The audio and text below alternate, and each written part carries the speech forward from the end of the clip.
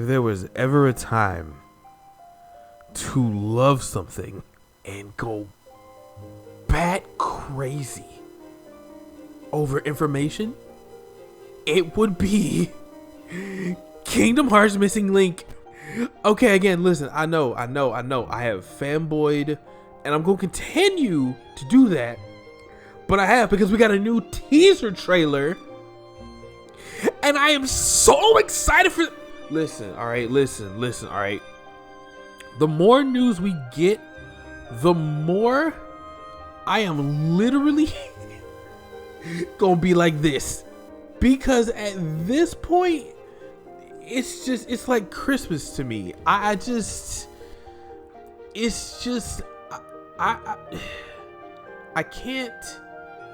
cannot stress enough just how much I love the fact that we're getting this news. I love every single bit of it.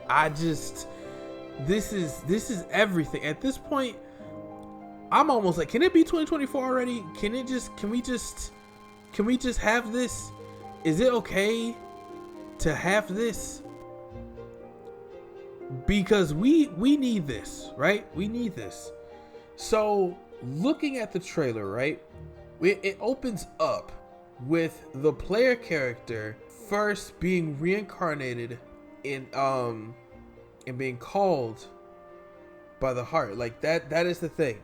And it says here, on the night you opened your eyes in this world, the stars beautifully distorted rained down from the pitched black sky. That right there, like, okay, let's just talk about that for a second. Because this is the thing, right? When it comes to Kingdom Hearts, if there's one thing that is prevalent in Kingdom Hearts, is the dive into the heart. Well, there's a few things. Let me rephrase that. It's a few things. It's the dive into the heart, whose heart it is, and a starry sky. Because remember, back in Birth by Sleep, there was a starry sky that was shown across the intro video whenever you saw a kid Sora and a baby Riku. That was the thing. And at this point, we know that this is our player character being reincarnated, because in Union Cross we lost our lives. Like, we gave our life for the war. We literally instinctively followed the Master of Masters' plans. Now, it depends on what faction you were in. I was in the faction with Ava, so it depends on what faction you were a part of. But either way, your character died and is now being reincarnated. The thing that is interesting to note is that, again, along with the beginning, you have Ephemer, Skull, and the Cherith. I'm gonna save some theories, but the fact that this is so significant, the fact that you have Ephemer, Skull, and Cherith, and you have the foretellers, all 1, 2, 3, 4, all 5 of them at this point, you have them, and like they are the dive or the catalyst which gets you into Skulla Ed Kylum. I will say one theory right though. I don't think the town will be Skulla Ed Kylum in the beginning. If it is, again, I am wrong about that. And I mean, don't flame me in the comments for it. But I don't think it'll be named Skulla Ed Kylum right off the back. I could be wrong. Again, I have no proof to back this up. I don't. So please do not take it as gospel. But I'm just saying, just thinking about it in my own brain with my own theory, is that it won't be named Skulla Ed Kylum in the front end. It may be named that later, but we do know this will be Skulla Ed Kylum. And then we get our first look into what the game's going to be. The game's going to be a GPS RPG. Now, I did, through some other YouTube videos, a lot of YouTube videos, I did see, and from Twitter pages, I did see that, like, it's not Pokemon Go-esque. Instead, I would say it's more like in this region. So like, for example, let's say you're in the States. If you're in the States, in this region, if you look outside the States, so like the UK, China, Japan, in this region there is this, right? These things are happening, and it will allow us to go across the globe, so to speak. And by going across the globe, we are in and of ourselves entering into new worlds. Going back to the trailer, we see we were searching the coastline where the fallen star was observed. That I will go back to my video before this, where I had stated that my theory was that it wasn't a shooting star that was just thrown across the screen, that the shooting star was us. And this all but confirms that that is us. We are the shooting star. That is us. We have now landed, reincarnated. We have now landed in what will become Scala Ed Kylo. So you're a drifter. So you must turn them over to the founders if they are uncooperative. Which, okay, so now in this scene here, I have to pause it, because in this scene right here, here's the thing, right? Here's the thing. In this scene, there are two things that happens. One, you see, again, the opening spot where, if you remember, if you remember, the first screenshot we got, which was Scala Ed Kylum being reconstructed, right? And we all took that as, you know, the game's finally being worked on, the game is happening, which is both true and it has a double meaning, because Scala Ed Kylum is also being constructed, because this is years after the war has ended and Ephemer is now gone, right? Ephemer is one of the founders. Now, here's the thing that's interesting. In this opening shot, you see that there is the hole that is open, which I would assume is in the center of Scala Ed Kylum, which may be a reference to when, and what was it, back in Union Cross, towards the end of the game, you had it where Ansem the Wise, or young Ansem, who had been taken over by Xehanort, had basically told Kyrie, we have a mission. If you fail, like, go search a place where there is light. Should you fail, abort the mission, right? So that was the thing that was like really heavily leaned towards the end of Union Cross, and on top of it being towards the end of Union Cross, it was also brought back up in Melody of Memories. Side note, this is going to be a little bit of a rant. Listen, I know in the Kingdom Hearts community, we love to say that these games are side games, the ones that aren't numbered. There is not a single non-side game. There is not a side game in Kingdom Hearts. All of the games connect. And in this sense, Union Cross, Missing Link, and Dark Road all connect. And with Union Cross, Missing Link, and Dark Road, it will connect eventually into what will be Kingdom Hearts 4. So, with that being said, it is all but confirmed that this first whole opening that we see is the same one, or a reference to when Kyrie left to go on to where she eventually ended up, which would be Radiant Garden, which then she moved on to Destiny Island. And also, right, what was it? Oh, this could also be a reference to the end of Union Cross, where Brain and Ephemer, and we as the player character, had all lost our lives, or at least we did, in the Datascape world that was another Data Daybreak Town. So now, we see that we're walking into, again, what essentially is going to be Scala Ed Kylum. And once we're walking into Scala Ed Kylum, honestly, the only thing I can say here is that this just looks gorgeous to me, in my opinion. And there is one part where the text now reads, "I think I have just the right mission to test that heart of yours," which shows us as a player character now moving on from what is Scala Ed Kylum onto the world. It's not the world between worlds, but honestly it could be at this point. Here we have a woman that has been talking, that is now being talking to us as a player character, and I've seen where in certain videos a lot of people think that that is Kyrie's grandmother. I don't think that that would be Kyrie's grandmother. I think that for the most part this would be something that is just a brand new trio, because as we know, Kingdom Hearts, it works in threes. There are various trios that happen. There's not anything that would suggest that would be Kyrie's grandmother. I don't even think that Kyrie's grandmother back in Kingdom Hearts 1 or Birth by Sleep for that matter, I don't think she ever mentioned being in Scala Ed Kylum.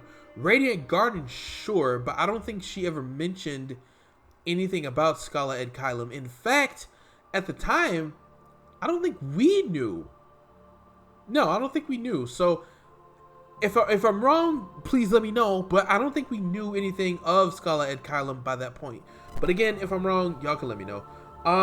Next we move on to see that there is darkness being thrown about into the world, which there is an opening where you have the Heartless come by, and again, like I said, this is they're officially named Heartless, so this is well past the era of Aqua, Terra, and Ventus, where they named them Unversed and not Heartless. By that point, I don't think they got to a point until Kingdom Hearts 3 where they started to call them Heartless. They only knew them as Unversed, which thrive off of negative energy, which again wouldn't be too far-fetched or too far off from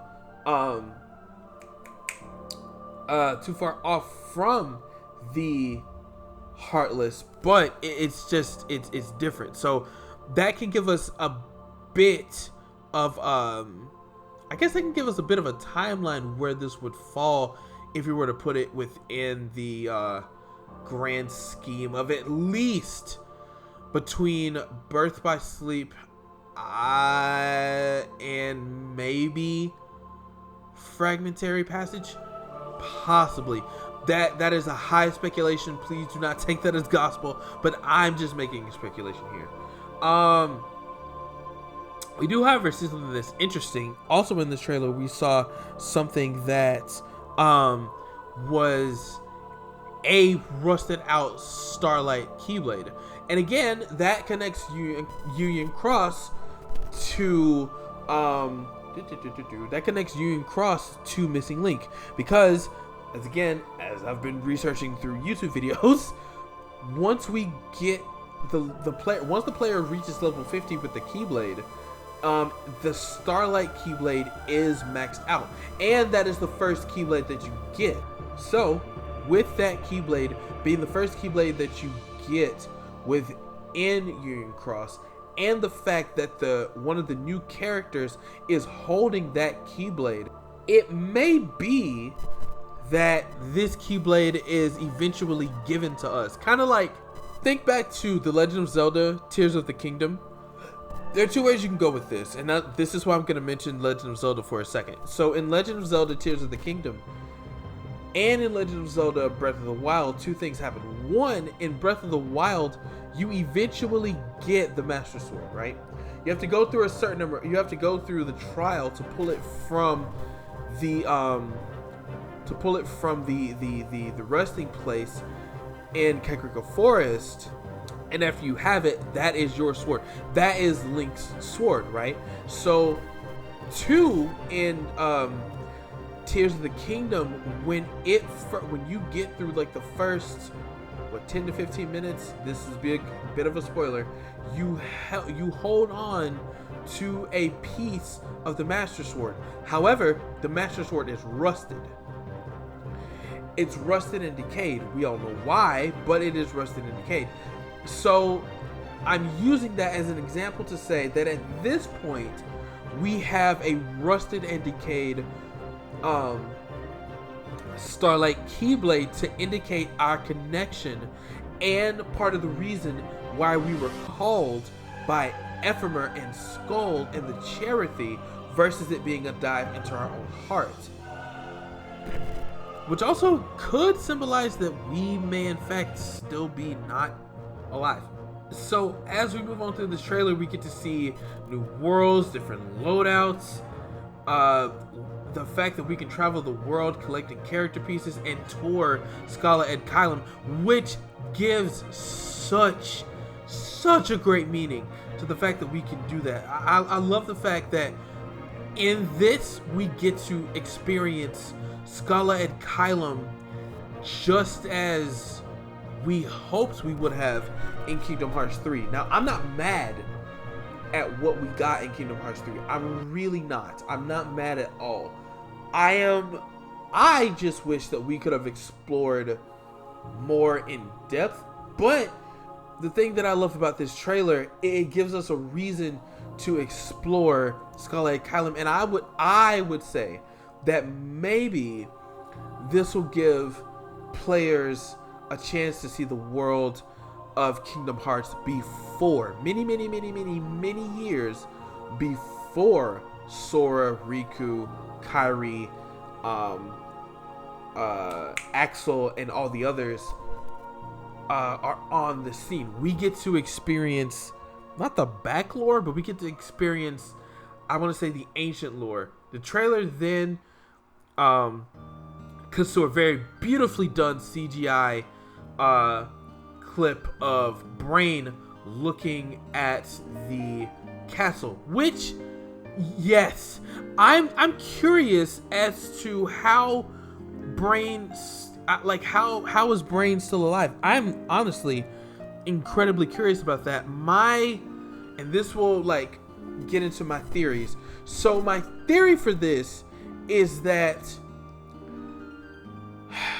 because the Master of Masters is not gone, the Master of Masters is still around. The war hasn't happened yet. The first half of the war has happened, where we fought in the war, we gave our lives, now we're reincarnated. The prophecy has not happened yet. My theory is that the Master of Masters is using Brain somehow.